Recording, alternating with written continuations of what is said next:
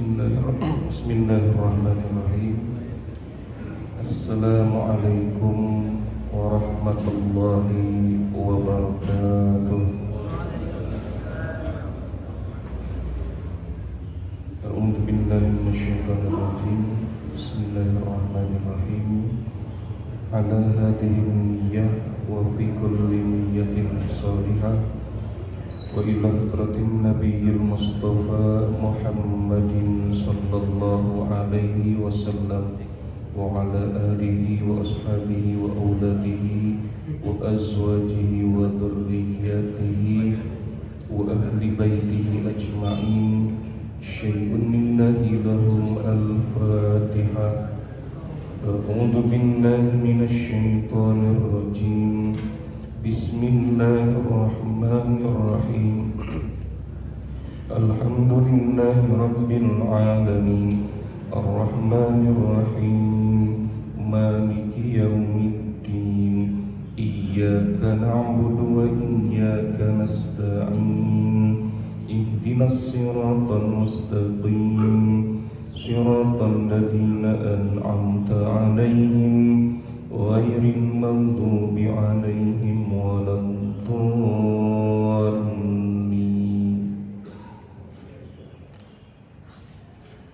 Kita juga doakan guru kita Kiai Haji Ahmad Sanusi Azhari yang saat ini sedang diberikan ujian sakit. Mudah-mudahan Allah angkat penyakitnya dan Allah kembalikan kesehatannya seperti sedia kala. Amin. Al-Fatihah.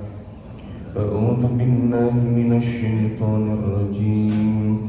Bismillahirrahmanirrahim. Alhamdulillahi rabbil alamin. Ar-Rahmanir Rahim. Maliki yaumiddin. Iyyaka na'budu wa iyyaka nasta'in. Ihdinas siratal mustaqim. Siratal ladzina an'amta 'alaihim ghairil maghdubi 'alaihim waladdallin.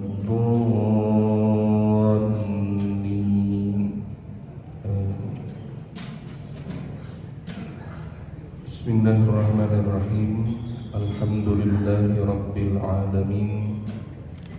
Wa bihi nasta'in ala umuri dunya waddin. Wassalatu wassalamu ala ashrafil anbiya'i wal mursalin sayyidina wa maulana Muhammadin wa ala alihi wa sahbihi ajma'in. Ashhadu an la ilaha illallah wahdahu la syarika lah wa ashhadu anna Muhammadan abduhu wa rasuluhu la nabiyya ba'dah. Allahumma fassalli wa sallim ala sayyidina wa maulana Muhammadin wa ala alihi wa sahbihi ajma'in. Amma ba'du. Allahumma rabbi shrah li sadri wa yassir li amri wahlul 'uqdatam min lisani yafqahu qawli. Al-mukarramun yang kami muliakan, para alimil ulama, para kasepuhan, para hujjaj, wabil khusus Ketua DKM Masjid Raya Taman Cimanggu Darul Jannah beserta jajaran pengurus, Bapak dan Ibu jemaah salat subuh Masjid Raya Taman Cimanggu Darul Jannah yang mudah-mudahan dirahmati Allah Subhanahu wa taala. Alhamdulillah, kita panjatkan puji dan syukur kehadirat Allah Subhanahu wa taala atas perkenannya pagi hari ini kita bisa berkumpul kembali, bersilaturahmi kembali, sekaligus menuntut ilmu kembali di tempat ini dalam keadaan sehat walafiat. Salawat dan salam mudah-mudahan senantiasa tercurah kepada junjungan kita Nabi besar Muhammad sallallahu alaihi wasallam, juga kepada keluarganya, sahabatnya, pengikutnya, dan juga kita selaku umatnya. Mudah-mudahan di yaumil akhir nanti kita semua mendapatkan syafaat dari beliau. Amin ya rabbal alamin. Bapak dan Ibu jamaah rahimakumullah, seyogianya pagi ini yang biasa mengisi adalah guru kita Kiai Haji Ahmad Sanusi Azhari. Namun saat ini beliau sedang terbaring sakit. Kita doakan mudah-mudahan Allah angkat penyakitnya dan Allah kembalikan kesehatannya seperti sedia kala dan dapat berkumpul kembali bersama kita semua dalam keadaan sehat walafiat. Amin. Dan mohon izin pagi ini kami yang menggantikan beliau, mudah-mudahan niat kita untuk sama-sama melaksanakan thalabul ilmi dicatat sebagai amal kebaikan dan dapat menggugurkan dosa-dosa kita semua. Amin ya rabbal alamin. Baik Bapak dan Ibu jamaah rahimakumullah, kami akan membacakan salah satu hadis dari kitab Mukhtarul Ahadits. Qala Rasulullah sallallahu alaihi wasallam, Rasulullah sallallahu alaihi wasallam bersabda, "Dzambun yughfaru", ada dosa yang bisa diampuni, "wa dzambun la yughfaru", dan ada dosa yang tidak bisa diampuni, wa dzambun yujaza bihi, dan ada juga dosa yang diberikan balasan. Fa amma dzambul ladzi la yughfaru, adapun dosa yang tidak bisa diampuni, fasyirku billah, adalah menyekutukan Allah. Wa amma dzambul ladzi yughfaru, dan adapun dosa yang bisa diampuni, fa amaluka bainaka wa baina rabbika, adalah amalan kita antara dirimu dengan Tuhanmu.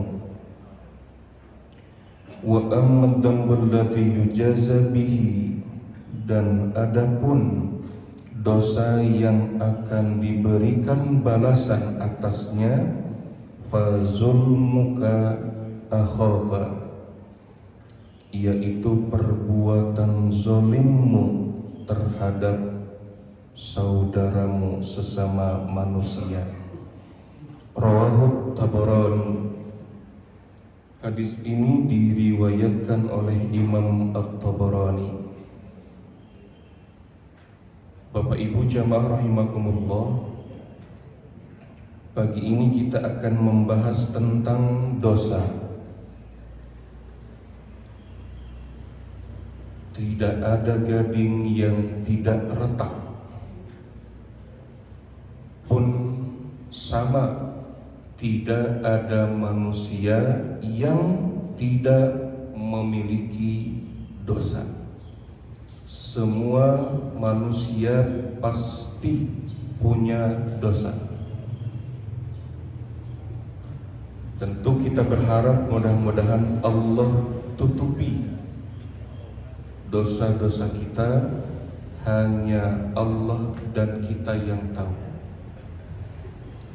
Ada sebuah hikayat, Bapak Ibu. Seorang santri bertanya kepada kiai. Kata si santri, "Pak Kiai, apakah bisa seumur hidupnya manusia tidak berbuat dosa?" Kata Pak Kiai, "Tidak bisa, nak. Kalau separuh usianya tidak berbuat dosa, apakah bisa, Pak Kiai?" Tidak bisa. Kalau dari seluruh usianya 10 tahun diantaranya, apakah bisa seseorang tidak berbuat dosa? Tidak bisa, nak. Kalau 1 tahun, Pak Kiai, bisa enggak manusia 1 tahun tidak berbuat dosa? Tidak bisa, nak. Kalau 1 bulan, Pak Kiai, bisa enggak 1 bulan saja manusia tidak berbuat dosa? Tidak bisa juga, nak. Kalau 1 minggu, Pak Kiai, bisakah seseorang 1 minggu saja tidak berbuat dosa? Itu juga belum bisa, nak. Kalau 1 hari saja, Pak Kiai, 1 hari manusia tidak berbuat dosa, apakah bisa? Itu juga belum bisa, nak. Si santri kemudian bertanya terakhir, "Pak Kiai, kalau 1 jam bagaimana? Apakah manusia bisa untuk tidak berbuat dosa?" Kata Pak Kiai, "Nah, kalau 1 jam insya Allah bisa. 1 jam manusia tidak berbuat dosa." Maka si santri kemudian punya niat, "Baik, Pak Kiai, kalau gitu saya akan mencoba hidup 1 jam, 1 jam, ditahan untuk tidak maksiat kepada Allah. Pun pagi ini kurang lebih 1 jam saja kita hadir di sini thalabul ilmi, mudah-mudahan kita terhindar dari perbuatan dosa." Ada 3 jenis dosa, kata Nabi. Bapak Ibu hadirin rahimakumullah. Yang pertama, dosa yang tidak bisa diampuni. Yang kedua, dosa yang bisa diampuni. Dan yang ketiga, dosa yang akan diberikan balasan. Dijelaskan oleh Rasulullah, adapun dosa yang tidak bisa diampuni adalah fasyirku billah, menyekutukan Allah Subhanahu wa ta'ala. Syirik, kita menyebutnya syirik. Bapak Ibu, apa bedanya syirik dengan musyrik? Di antara kita, di dalam pergaulan kita, ada orang yang mengatakan itu syirik. Bukan, itu musyrik. Apa bedanya syirik dengan musyrik, Bapak Ibu? Apa beda, apa sama? Kira-kira syirik dengan musyrik, Pak, sama apa beda? Sama. Syirik itu perbuatannya, musyrik itu orangnya. Ya. Islam itu agama, Muslim orangnya. Ikhlas itu perbuatannya, orangnya mukhlis. Sholih perbuatannya, muslih orangnya. Nifaq perbuatannya, munafik orangnya. Jadi syirik dengan musyrik sama. Jadi jangan sampai berdebat, bukan syirik musyrik sama. Syirik perbuatannya, musyrik orangnya. Seperti apa syirik? Menyekutukan Allah, percaya kepada sesuatu selain Allah. Contoh,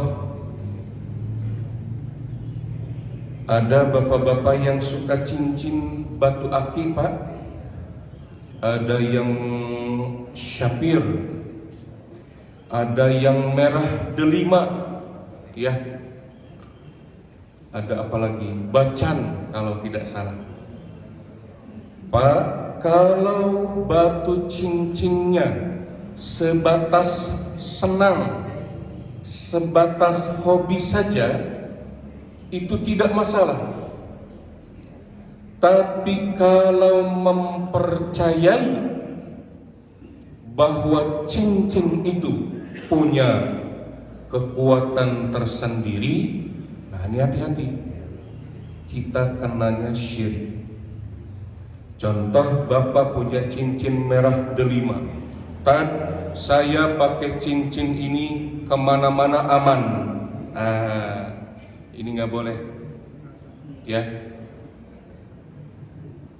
Begitu berangkat cincin merah delima ketinggalan, waduh, langsung balik lagi. Mau kemana, Pak? Cincin ketinggalan, bahaya. Wah, Pak, kita diajarkan dari kecil kalau mau kemana-mana baca doa. Saya yakin semua hafal, tapi nggak tahu suka dibaca apa enggak. Ya Pak, kalau kemana-mana keluar rumah berangkat kita diajarkan membaca doa Bismillahi tawakkaltu alallahi la haula wala quwwata illa billah. Ya Allah, aku pasrahkan semua padamu. Anak istri di rumah urusan Allah. Kita ngaji, kita kerja, kita cari nafkah. Bismillahi tawakkaltu alallah. Menyerahkan semua urusan kepada Allah Subhanahu wa ta'ala. Kalau percaya sama cincin berarti syirik. Percaya kepada benda, padahal yang memberi keamanan siapa, Pak? Allah. Yang memberi rizki Allah. Yang membuat urusan dipermudah Allah. Maka hati-hati, ya. Sebatas senang silahkan. Setiap hari cincinnya beda. Tad, cincin saya ada 7 tad. Tiap hari beda. Senin merah delima, Selasa syapir. Terus saya tidak tahu nama-nama. Boleh kalau hanya sebatas senang, hobi. Tapi kalau mempercayai, nah itu tidak boleh. Itu syirik kepada Allah. Atau kita percaya sama mbah dukun. Bapak Ibu, mbah dukun masih ada nggak sekarang? Zaman modern begini, mbah dukun masih ada nggak? Ada ya? Ada tak? Mbah dukunnya juga main medsos. Waduh, hebat. Mbah dukun main medsos. Ada ternyata. Mbah, saya mau usaha mbah. Bagusnya usaha apa ya mbah? Jangan, ya, itu jelas syirik, percaya selain kepada Allah Subhanahu wa ta'ala. Percaya ke benda tidak boleh, percaya ke mbah dukun nggak boleh.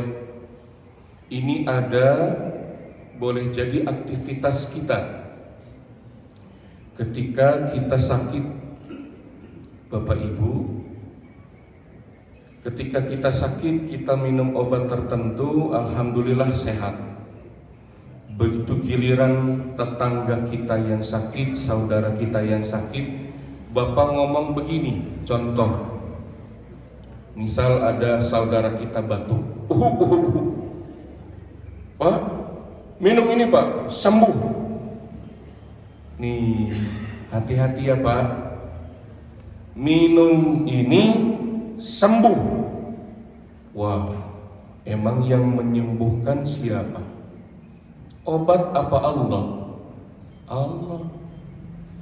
Kalau Bapak merekomendasikan obat tertentu atau dokter tertentu yang kebetulan cocok dengan penyakit yang diderita, libatkan Allah. Pak, saya waktu batuk kemarin minum ini alhamdulillah. Tuh, minum ini alhamdulillah cocok. Coba bismillah, mudah-mudahan Bapak juga cocok. Itu. Jadi jangan minum ini sembuh. Wah, emang yang menyembuhkan obat. Bapak Ibu, kita berapa kali batuk, kita berapa kali flu, masing-masing beda. Ada yang sebentar, ada yang lama. Obatnya sama, penyakitnya sama. Berarti bukan karena obat, hak Allah untuk menyembuhkan. Boleh jadi kita hanya diuji seminggu, ada kadang 2 minggu. Iya, biasanya seminggu sudah sembuh lagi, sekarang belum. Terus Bapak Ibu kalau minum obat, tangan kiri megang apa, tangan kanan megang apa? Pak, tangan kiri megang obat, tangan kanan megang gelas. Biasanya begitu ya? Pak, maaf, mau minum obat baca doa enggak? Baca. Urusan makan minum, tangan kiri jangan dilibatkan, jangan diajak aja, nggak usah. Berarti kita sekaligus melaksanakan sunnah Rasul, makan minum pakai tangan kanan. Bismillah ya Allah, mudah-mudahan Engkau sembuhkan penyakit. Baca salawat, jadi lama baca bismillah, baca doa, baca salawat. Kanan memasukkan obat, kanan pula yang minum. Adabnya juga dipakai. Ya, jangan Ustadz saya takut, jadi kalau minum obat begini, dua-duanya di bibir, yang kiri obat, yang kanan begitu pahit, wah langsung. Ada yang begitu, macam-macam ya Bapak Ibu, orang yang berobat. Ada perokok di sini, ada perokok nggak? Pak, ada perokok ya? Perokok itu semangat untuk sembuhnya tinggi. Oh iya, Pak, orang sedang sakit itu harus punya semangat untuk sembuh. Motivasi untuk sembuh, untuk sehat lagi harus ada. Perokok motivasi untuk sembuhnya tinggi. Kenapa? Karena dia pengen cepat-cepat sembuh supaya bisa ngerokok lagi. Pak, perokok kan begitu ya. Perokok kelah perokok. Ustadz, perokok itu sakitnya paling paru-paru. Selain perokok, penyakitnya rupa-rupa. Wah, kata perokok ini Pak. Perokok paling sakitnya paru-paru, yang tidak merokok sakitnya rupa-rupa. Wow, bisa aja saya bilang perokok ya. Perokok semangat sembuhnya luar biasa, ternyata bukan apa-apa, dia pengen cepet-cepet merokok lagi ya. Jadi kalau lagi sakit sama dokter, Bapak berhenti rokok, Bapak matikan rokok atau rokok yang akan mematikan Bapak? Iya dok. Pak, ada pasien yang dia perokok, terus dokternya yang dulu dia berobat sudah meninggal. Wah, makin sombong tuh Pak perokok. Dulu dia bilang begini matikan rokok Anda atau Anda yang akan dimatikan oleh rokok. Dia udah meninggal Semakin besar kepala lah perokok itu, ya Allah. Nggak apa-apa, rokok itu tidak haram, hanya manfaatnya lebih sedikit ya, hampir tidak ada manfaatnya, hanya tapi kalau bagi orang dengan merokok bisa beraktivitas, bisa berpikir hanya untuk merangsang, memotivasi, tidak masalah ya. Jadi yang pertama yang tidak akan diampuni, dosa yang tidak akan diampuni adalah syirik, menyekutukan Allah. Yang kedua, dosa yang bisa diampuni. Ini tentu kita berharap yang ini, dosa kita bisa diampuni. Apa dosa yang bisa diampuni? Fa'amaluka bainaka wa baina rabbika. Amalanmu antara dirimu dengan Tuhanmu. Kewajiban kita yang pernah kita lalaikan, kita tidak laksanakan. Contoh, Bapak tadi malam lupa sholat isya misal, itu kan amalan kita, kewajiban kita antara kita dengan Allah. Ya Allah, lupa tadi malam tidak sholat isya. Nah ini memang mohon maaf Bapak Ibu, waktu sholat isya ini panjang, tapi banyak yang kemudian nanti dulu deh, nanti dulu.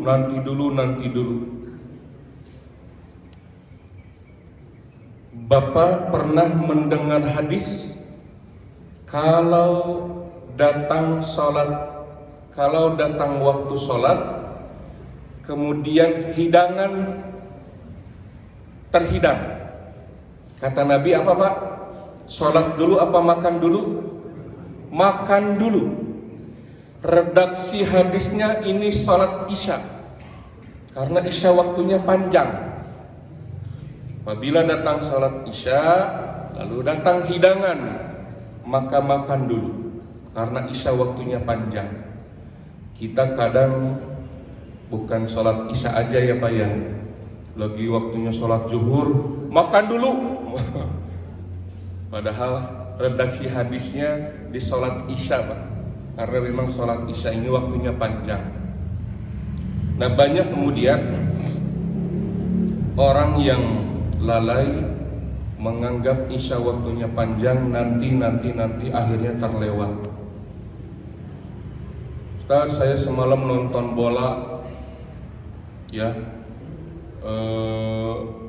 Indonesia lawan Thailand. Waduh, udah bela-belain nonton bareng, udah bela-belain beli cemilan, udah bela-belain TV dikeluarin. Bapak nggak sholat isya, lupa. Nah ini kan amalan kita nih. Silahkan ikhtiar, ada orang yang ikhtiar, Ustaz saya mengqadha sholat isya setelah sholat isya. Silahkan, itu ikhtiar. Kita tidak tahu apakah sholat yang sudah ditinggalkan bisa diganti. Ikhtiar. qada, silahkan sebagaimana puasa ditinggalkan di qada. Gitu. Maka orang, oh iya, kalau sholat pernah lupa, pernah ketinggalan di qada.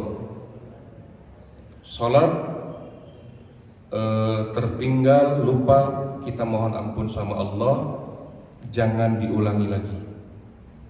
Puasa, Pak, puasa Ramadan hukumnya wajib apa sunnah? Wajib. Saya pernah satu waktu di bulan puasa ke bengkel motor, Pak. Kebetulan knalpotnya retak sedikit, mau dilas. Ketemu teman lama waktu kami pernah pendidikan di Bandung. 2 minggu selama di Bandung, satu kelompok, satu rukun, bareng-bareng terus. Begitu ketemu, kangen kan Pak ya? Kemana aja? Saya punya niat pengen silaturahmi ke rumahnya. Begitu ngobrol-ngobrol, dia ngeluarin rokok, Pak. Puasa siang-siang ngeluarin rokok. Rokok enggak? Enggak, saya puasa. Niat yang tadinya mau silaturahmi, saya batalkan. Pertemanan yang awalnya akan saya teruskan, saya batalkan. Bapak Ibu, hati-hati cari teman, ya. Cari teman yang bisa membawa kita ke arah lebih baik. Cari teman yang bisa membawa kita ke arah lebih takwa. Jangan nyari teman asal-asalan. Saya teringat rumus matematika. Pak, masih ingat rumus matematika? Plus kali plus sama dengan plus. Orang baik ketemu orang baik, Masya Allah, saling mengingatkan, saling tegur, wah segala macam. Ayo saling mengajak. Plus kali plus sama dengan plus. Kedua, min kali min sama dengan plus. Orang yang jahat ketemu orang yang gak pernah sholat, kok hasilnya plus, tambah gak benar. Gitu maksudnya, ya, tambah parah. Orang yang gak pernah sholat ketemu orang yang gak pernah puasa, tambah hancur. Plus, min kali min plus. Ini yang ketiga, min kali plus sama dengan min. Catat Pak, orang jahat ketemu orang baik, jarang ada orang baik yang bisa membawa temannya, yang ada dia terbawa jadi tidak baik. Maaf, ini lagi rame. Boleh jadi anggota dewan yang kemarin belum terpilih, dia punya niat, saya akan membenahi segala sesuatunya di gedung sana. Plus, begitu masuk ketemu min, ya, plus kali min, apa hasilnya? Setuju, gaji naik, setuju.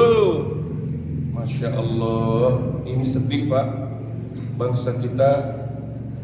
Saya maaf mengamati demo ini tidak ada dasarnya.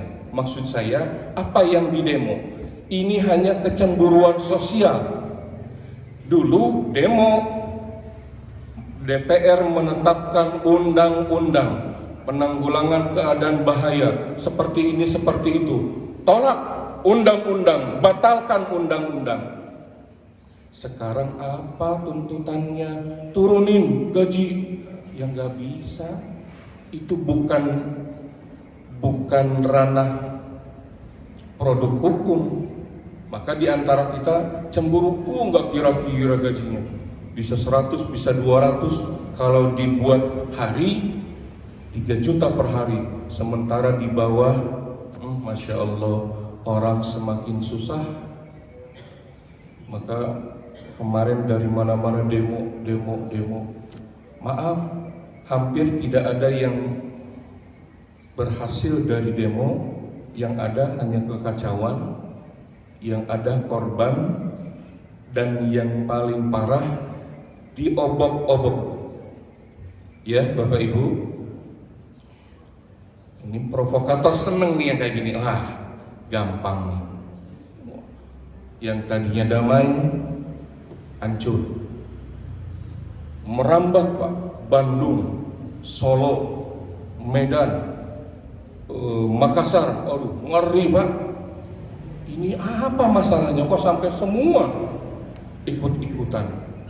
Masya Allah, kita doakan bangsa ini semakin baik ya Pak ya. Semoga baik-baik saja. Ada orang atau ada bangsa, kalau misalnya ini dari luar, ada bangsa lain yang tidak senang kalau Indonesia maju. Bayangkan Pak, Indonesia mau maju, tekan terus, gak boleh maju Pak. Zaman Bung Karno mau maju, meletus G30S. Zaman Pak Harto sedang enak-enaknya sedikit demi sedikit membangun reformasi. Jangan, gak boleh. Sekarang sudah beranjak baik, terus Masya Allah. Mudah-mudahan bangsa ini lebih baik ke depannya ya Bapak Ibu. Min kali plus sama dengan min. Jadi cari teman yang bisa membawa kita ke arah lebih baik. Ini rumus matematika ya Bapak Ibu. Plus kali plus sama dengan plus. Min kali min sama dengan plus. Min kali plus sama dengan min. Maka cari teman yang bisa mengajak kita ke arah lebih baik. Kalau ada teman yang bisa ngajak kita menjadi lebih solih, silahkan berteman. Tapi sekiranya, aduh ini orang gak pernah sholat, aduh ini orang gak pernah puasa, saya ambil kesimpulan begini Bapak Ibu, puasa itu perintah setahun sekali, betul? Saya ambil kesimpulan, untuk perintah yang setahun sekali saja dia tidak laksanakan, apalagi yang tiap hari. Itu Pak ya, untuk perintah yang setahun sekali saja dia tidak laksanakan, apalagi yang tiap hari.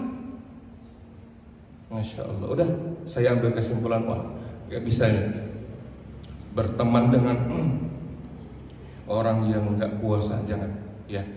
Cari lingkungan yang baik Pak. Kalau kita berteman dengan tukang minyak wangi, maka kita akan kebagian wanginya. Silakan berteman. Kita berteman dengan orang baik, ih hebat ya kamu sekarang temanannya sama kiai, sama ustadz. Tapi kalau kita berteman dengan orang yang gak pernah sholat, gak pernah ibadah, ih ngapain kamu temenan sama dia? Ya, cari teman yang bisa membawa kita lebih baik. Amalan-amalan yang pernah kita tinggalkan itu bisa diampuni. Syaratnya taubat, jangan diulangi lagi. Itu ya. Dan yang ketiga, fa'amad dzambul ladzi yujaza bihi, adapun dosa yang akan dibalas adalah fazulmuka akhaka, perbuatan zolimmu terhadap saudaramu.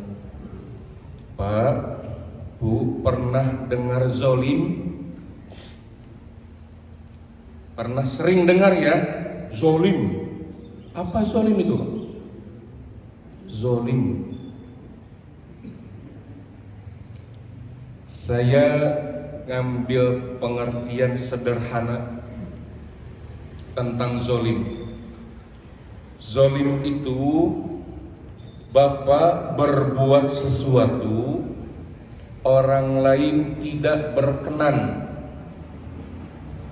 pun sebaliknya orang lain berbuat sesuatu Bapak tidak berkenan, itu zolim namanya. Contoh, Bapak bangun rumah, tanah Bapak, uang Bapak. Tapi ada amanat dari Rasulullah, kalau membangun rumah, lihat jalur pembuangan air. Ustadz, kita kan tinggal di Bogor, kota hujan. Urusan hujan mana saya tahu, giliran hujan ya hujan.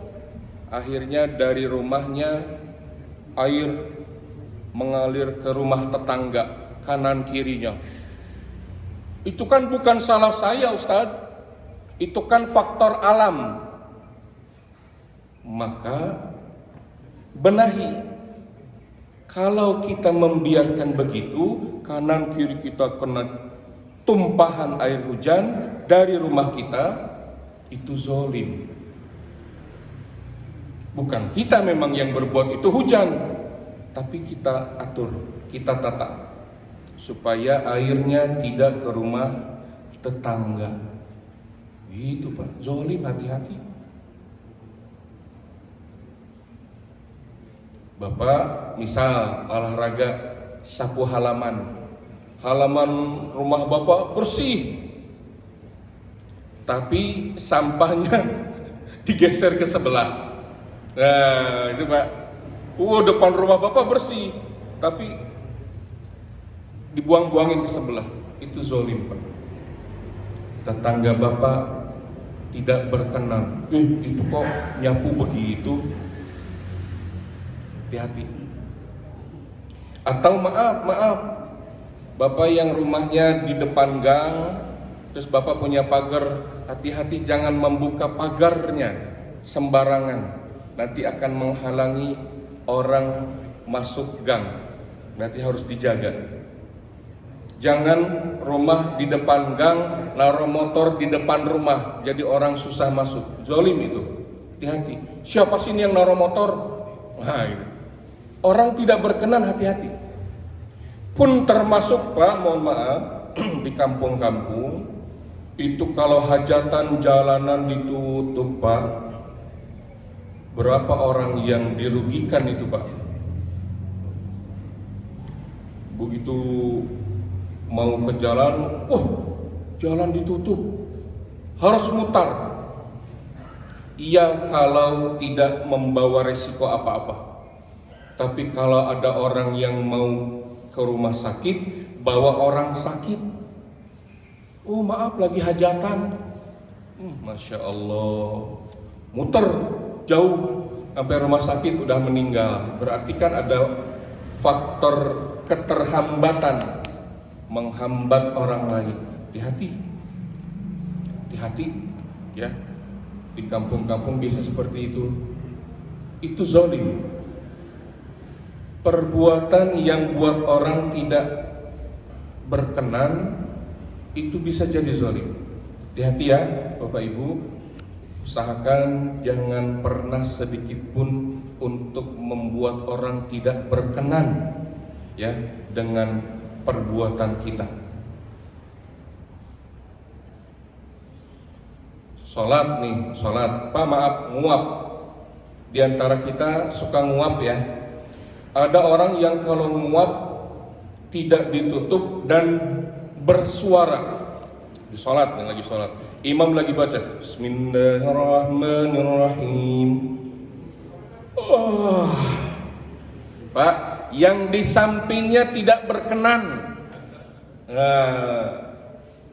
Saya mohon maaf tidak menyinggung siapa-siapa ya. Ini hampir di mana-mana ada. Nggak tahu kalau di sini ada atau tidak. Wah, kalau udah sholat deket dia, wah, aduh, orang lain tidak berkenan, Pak. Iya, kalau mulutnya nggak wangi. Coba kalau habis makan jengkol, habis makan pete, nguap, wah, itu Pak, masya Allah, mengganggu, ya, mengganggu orang tidak berkenan, maka hati-hati itu bisa jadi zolim. Ini saja yang dapat kami sampaikan.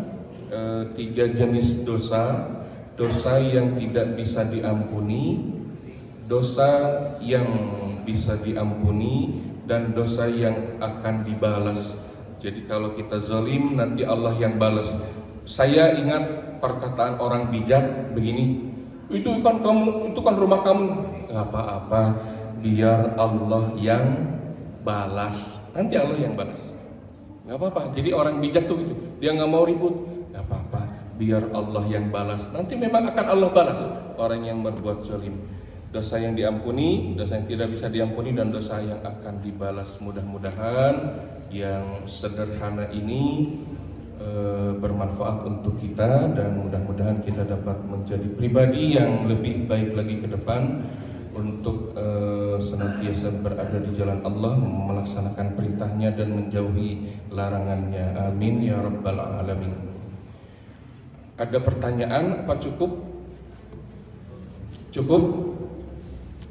Cukup, baik, mudah-mudahan bisa dipahami. Kalau tidak ada pertanyaan, kita tutup dengan doa. Mudah-mudahan kita semua dan keluarga sehat walafiat. Kita juga berdoa mudah-mudahan diberikan kekuatan lahir dan batin, dapat menjalankan perintahnya dan menjauhi larangannya. Kita juga berdoa mohon dibukakan pintu rezeki yang seluas-luasnya. Kita juga berdoa mohon diampuni dosa-dosa kita dan dosa orang tua kita. Kita juga berdoa mohon diberikan kebahagiaan hidup baik di dunia maupun di akhirat nanti. Dan yang paling utama, terakhir, kita berdoa apabila maut menjemput kita, ajal datang menjelang kepada kita, kita mohon diwafatkan dalam keadaan husnul khatimah. Amin ya rabbal alamin. Rabbana atina fid dunya hasanah wa fil akhirati hasanah wa qina adzabannar. Walhamdulillahi rabbil alamin. Subhanakallahumma wa bihamdika asyhadu an la ilaha illa anta astaghfiruka wa atubu ilaika. Demikian, kurang lebihnya mohon maaf. Billahi taufiq wal hidayah. Wassalamualaikum warahmatullahi wabarakatuh.